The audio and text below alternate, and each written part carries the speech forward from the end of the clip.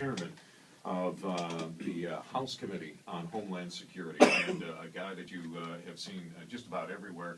Congressman, I want to thank you for coming into the studio. It's always good to see you. We're laughing and having a good time here. You toured the border recently, and I know we've talked a lot about that, you and I, off the air. Tell us what you saw down there, what your reaction is, and what you feel can be done to fix it. Or, what was your reaction?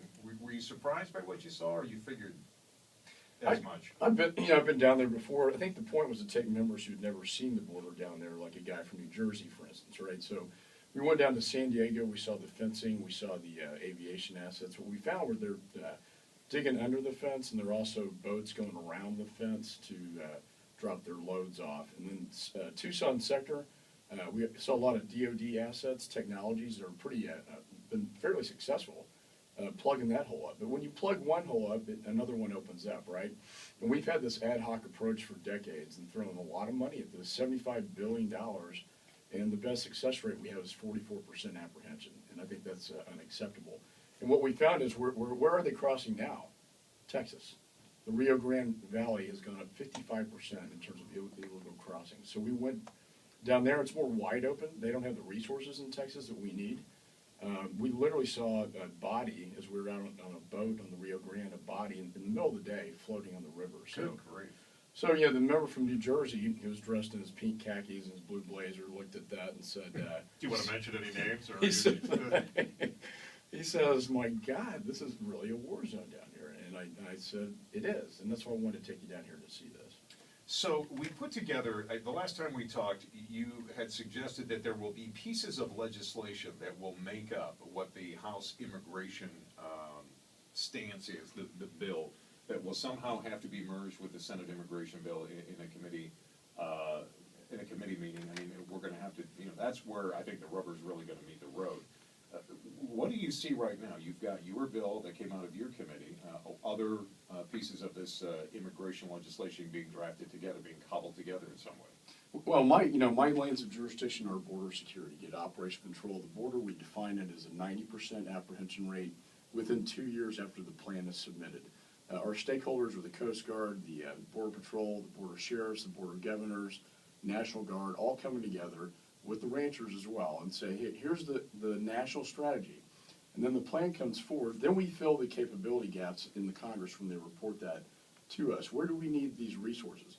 What they did in the Senate was misguided. In 3 days, Chuck Schumer from New York is the architect of how to deal with the southwest border, and he throws $50 billion at the problem without any rhyme or reason. We want to do this a smart way, a thoughtful way, so we call for a national strategy and then a plan.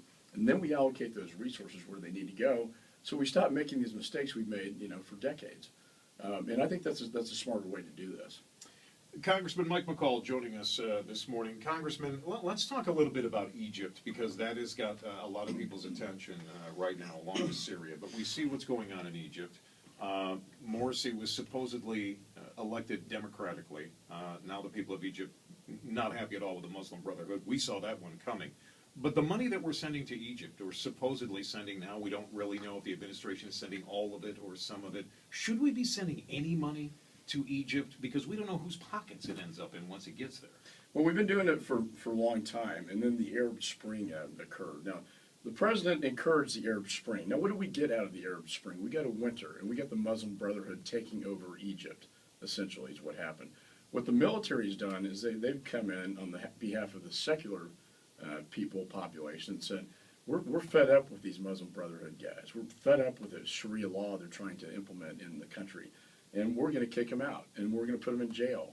So I'm a little bit torn. I'm not a foreign aid guy, Matt, but I'll tell you what, if I can support a force that will crack some heads down on the Muslim Brotherhood and Sharia law, I personally think that's a good thing. If it was economic assistance, I'd say no, but if it's supporting a military force that is cracking down on the Muslim Brotherhood, which is one of the biggest threats we have out there. They're trying to take over all of North Africa and Syria. I think that's a good thing. All right, Congressman, let me do a quick traffic and weather break here, if we can, and then we'll come right back with Texas Congressman Mike McCaul. 7:23, right in the button. We are pleased to have with us Texas Congressman Mike McCaul. He's the chairman of Congressional Committee on Homeland Security. Let me talk a little bit about Fort Hood, and I believe Fort Hood is in your district, correct? Just north. Just Yeah. north of your district.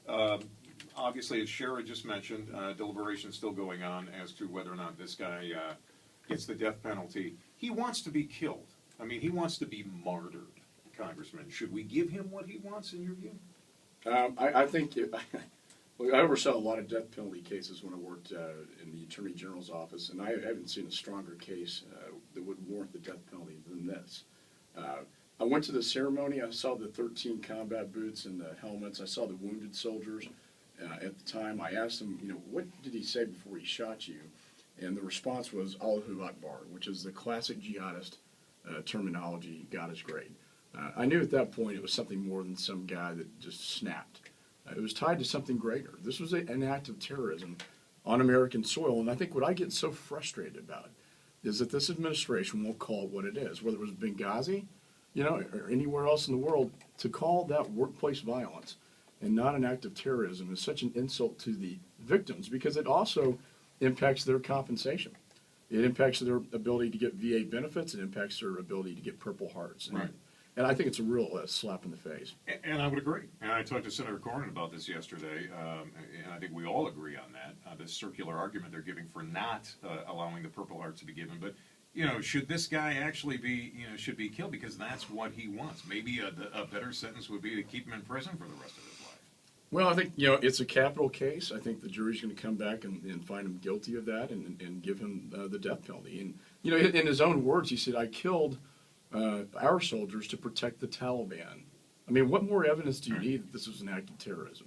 Congressman, I got one more for you. DOJ yesterday filed a lawsuit. I don't know if anybody was surprised by this, trying to prevent, I believe, photo voter ID and redistricting just long enough to get through the midterm elections. They feel Democrats may have some traction in Texas. Your view on this? I don't think this goes anywhere once this gets to any kind of court. I think they're just looking to delay it as long as they can.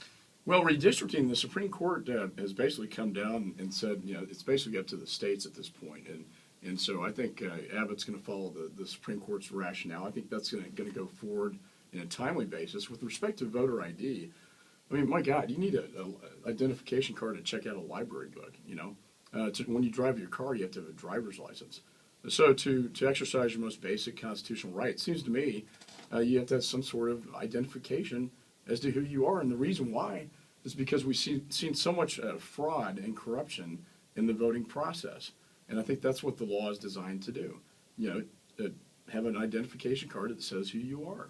I think that's not a heavy requirement.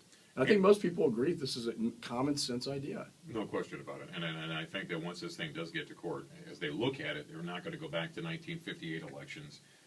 They will look at recent elections, and they will see that in Texas, we have upheld voters' rights. Our time is always too short with you, Congressman, and I want to thank you very much for taking the time, for coming in, for enjoying, our laughter and the seriousness as well. Keep up the good work. I know you got a big job ahead of you, and I need to get you back. We need to talk about a lot of different things, but we certainly appreciate you taking the time this morning. I know you're not a morning guy. I'm not, but I get up for you.